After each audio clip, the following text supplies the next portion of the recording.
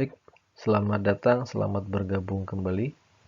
Ya, pada pertemuan kali ini kita akan membahas tentang komunikasi data untuk mata kuliah jaringan komputer. Ya, terdapat beberapa poin yang akan kita bahas pada pembahasan kali ini. Yang pertama, model komunikasi, kemudian komunikasi data, jaringan komunikasi data, arsitektur komunikasi data, sampai dengan model lapisan OSI. Baik, kita langsung memasuki pembahasan yang pertama. Namun sebelum membahas lebih jauh, pada pertemuan kali ini pembahasan akan mencakup 3 hal umum, meliputi komunikasi data, networking, dan juga protokol. Seperti kita ketahui bersama, komunikasi data berkaitan dengan transmisi sinyal yang efisien dan reliable, meliputi transmisi sinyal, media transmisi, pengkodoan, interfacing, data link control, dan juga multiplexing. Kemudian untuk networking berkaitan dengan teknologi dan susunan jaringan komunikasi yang dipergunakan untuk melengkapi proses komunikasi. Nah, di dalam networking ini secara umum terdapat dua topik yang sering kali dibahas. Yang pertama ada local area networks dan juga wide area networks atau LAN dan WAN. Kemudian pembahasan yang ketiga terkait dengan protokol komunikasi, meliputi pemeliharaan arsitektur protokol serta analisis protokol pada setiap lapisannya. Ya, mari kita mulai pembahasan kali ini dari model komunikasi sederhana yang ditunjukkan oleh gambar A berikut ini. Ya, kegunaan dasar dari sistem komunikasi ini adalah menjalankan pertukaran data antara dua pihak. Kemudian dalam gambar B ditampilkan satu contoh khusus, yaitu komunikasi antara sebuah workstation dan sebuah server yang dihubungkan dengan sebuah jaringan telepon umum. Ya, dan dari model yang ada tadi pada poin A, berikut ini adalah elemen-elemen kunci ataupun komponen dasar dari model komunikasi yang ditujukan oleh gambar A di poin sebelumnya. Yang pertama meliputi source atau sumber. Ini menghasilkan data untuk ditransmisikan. Kemudian terdapat transmitter atau pengirim, bertugas mengkonversi data menjadi sinyal yang siap untuk ditransmisikan. Kemudian yang ketiga terdapat sistem transmisi. Ini merupakan jalur transmisi tunggal ataupun jaringan kompleks yang menghubungkan antara sumber dengan tujuan. Kemudian komponen berikutnya terdapat receiver ataupun penerima, mengkonversi sinyal yang diterima menjadi data. Nah, receiver ini menerima sinyal dari sistem transmisi yang menggabungkannya ke dalam bentuk tertentu yang dapat ditangkap oleh tujuan atau destination. Dan poin yang kelima, yang terakhir, komponen dalam model komunikasi adalah tujuan. Nah, ini menangkap data yang dihasilkan oleh receiver.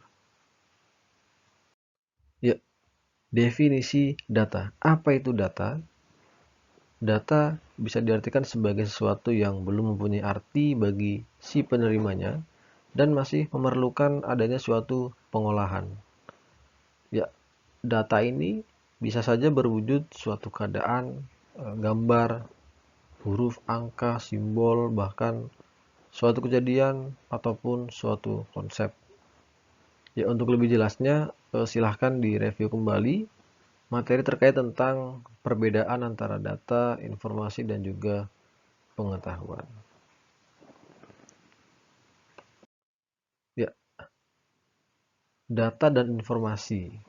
Ya, data diproses untuk menghasilkan sebuah informasi yang tentunya akan bermanfaat ataupun menambah pengetahuan bagi si penerimanya. Ya, Selanjutnya, terkait dengan komunikasi data, terdapat beberapa hal pengertian yang harus kita pahami bersama. Nah, yang pertama adalah terkait dengan komunikasi data itu sendiri. Ya, komunikasi data bisa diartikan sebagai proses pengiriman dan penerimaan data ataupun informasi dari dua atau lebih device yang terhubung dalam sebuah jaringan. Ya, komunikasi data ini merupakan gabungan dua teknik yang berbeda, yaitu perpaduan antara teknik komunikasi dan juga pengolahan data. Kemudian, terkait dengan komunikasi sendiri, terdapat dua komunikasi yang umum dan juga komunikasi data. Komunikasi umum ini bisa dianalogikan sebagai antar manusia, baik dengan bantuan alat maupun langsung. Yang kedua, komunikasi data. Ini terjadi antara komputer atau perangkat digital lainnya, seperti PDA, printer, HP, dan semacamnya. Nah, yang menarik adalah komunikasi ini terjadi kalau ada sumber dan ada tujuan. Ya. Seperti disebutkan di awal pada model sederhana komunikasi. Ya, berikut ini adalah beberapa pengertian yang juga harus dipahami dengan baik. Yang pertama, ada telekomunikasi dan kemudian ada pengolahan data. Ingat, di awal disebutkan bahwasanya komunikasi data merupakan perpaduan antara teknik komunikasi dan juga pengolahan data. Nah, telekomunikasi itu sendiri adalah kegiatan yang berhubungan dengan penyaluran informasi dari satu titik ke titik yang lain. Sedangkan pengolahan data ini adalah segala kegiatan yang berhubungan dengan pengolahan data. Jadi, komunikasi data akan berhubungan dengan kedua hal tersebut. Kemudian, beberapa hal penting lainnya yang harus kita ketahui bersama adalah komunikasi di mana informasi yang dikirimkan source ya, yang dikirimkan oleh pengirim itu adalah data. Nah, data ini adalah semua informasi yang berbentuk digital. Ya, kalau secara nilai bitnya ada 0 dan 1. Nah, kemudian transmisi suara ataupun analog dapat juga dijadikan transmisi data jika informasi suara tersebut diubah ataupun dikodekan menjadi bentuk digital. Nah, selanjutnya kita akan membahas tentang tujuan komunikasi data. Apa sih tujuan dari komunikasi data? Yang pertama adalah komunikasi data memungkinkan sebuah pengiriman data dalam jumlah besar yang secara efisien dan tanpa kesalahan. Dan tentu saja ekonomis dari suatu tempat ke tempat yang lain. Nah, kemudian memungkinkan penggunaan sistem komputer dan peralatan pendukung dari jarak jauh. Sampai halnya komunikasi data ini akan mempermudah kemungkinan pengelolaan dan pengaturan data yang ada dalam berbagai macam sistem komputer. Nah, tidak lupa juga komunikasi data akan memungkinkan pengguna komputer secara terpusat maupun tersebar sehingga mendukung manajemen dalam hal kontrol baik desentralisasi maupun sentralisasi. Selain itu, komunikasi data mampu mengurangi waktu untuk pengolahan data dan juga keunggulannya adalah mendapatkan data langsung dari sumbernya dan mempercepat penyebar luasan informasi.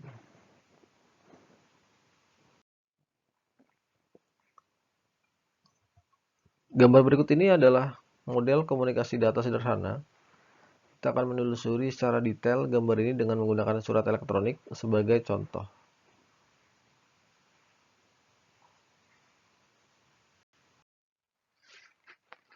Ya, anggap saja perangkat input dan transmitter merupakan komponen dari suatu PC. Nah, di sini user PC bermaksud akan mengirimkan suatu pesan M ke user yang lain. User akan mengaktifkan sebuah program electronic mail dalam PC, kemudian memasukkan pesan melalui keyboard, melalui perangkat inputan, yang kemudian berisi string karakter yang secara singkat ini akan ditahan di dalam memori utama. Dan kemudian kita dapat melihatnya sebagai rangkaian suatu bit di dalam memori. PC dihubungkan ke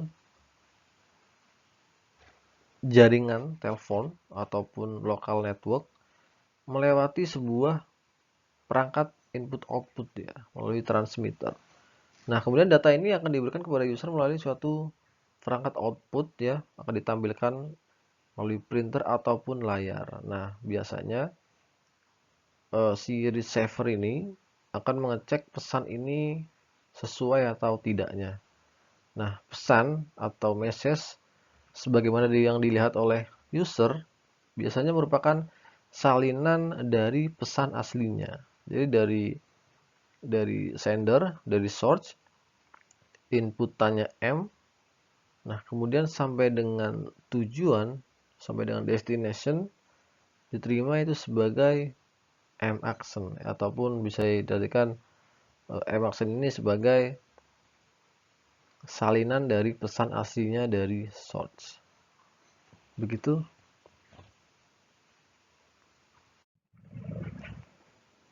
Ya, selanjutnya jenis komunikasi data. Terdapat dua jenis komunikasi data yang dapat dibedakan sesuai media penghubungnya. Yang pertama, melalui alat atau device. Biasanya menggunakan media kabel dan juga nirkabel sebagai jalur akses. Nah, komunikasi data jenis ini membutuhkan biaya yang cukup banyak. Untuk contohnya terdapat sambungan komunikasi data paket atau SKDP. Nah, media kabel. Tadi disebutkan media kabel dan nirkabel. Untuk media kabel, salah satu adalah kabel koaksial dan jenis-jenisnya terdapat thicknet, koaksial kabel dan juga T-net Ada 10 base 5, 10 base 2 di mana masing-masing memiliki karakteristik yang berbeda. 10 base 5 mampu menjangkau jarak 500 meter. Kemudian untuk base 2 mampu menghubungkan jarak dengan maksimum 200 meter. Ya, ini adalah contoh untuk kabel koaksialnya. Yang kedua, kabel fiber optik. Ini adalah salah satu kabel yang memiliki keuntungan dengan bandwidth yang tinggi, tetapi dengan ukuran dan berat yang sangat kecil. Selain itu didukung keamanan data yang tinggi dan juga memiliki degradasi yang cukup rendah. Untuk media nirkabel terdapat microwave, kemudian gelombang radio, dan juga infrared. Silakan untuk dipelajari. Nah, yang kedua, selain tadi melalui alat atau device, nah sekarang melalui satelit. Satelit digunakan sebagai jalur akses. Nah, biasanya jangkauan yang dapat dicakup dengan satelit itu lebih luas dan mampu menjangkau lokasi yang tidak terjangkau melalui alat atau device. Nah, namun waktu yang dibutuhkan untuk melakukan proses komunikasi lebih panjang. Nah, selain itu, komunikasi melalui satelit juga seringkali mengalami gangguan yang disebabkan oleh radiasi gelombang matahari. Maka tidak heran jika komunikasi yang dilakukan pada malam hari seringkali terasa lebih baik jika dibandingkan dengan siang hari, jika komunikasi data dilakukan melalui media satelit. Nah, selain itu, satelit juga dapat berfungsi sebagai penerima, penguat, dan juga pengirim. Ya, mungkin sampai di sini untuk pertemuan kali ini. Untuk selanjutnya, kita akan membahas tentang jaringan komunikasi data, arsitektur komunikasi data, dan juga model lapisan OSI. Ya, saya cukupkan sampai di sini. Semoga semuanya dapat dimengerti dan semoga semuanya bisa bermanfaat. Sampai bertemu di video berikutnya. Salam.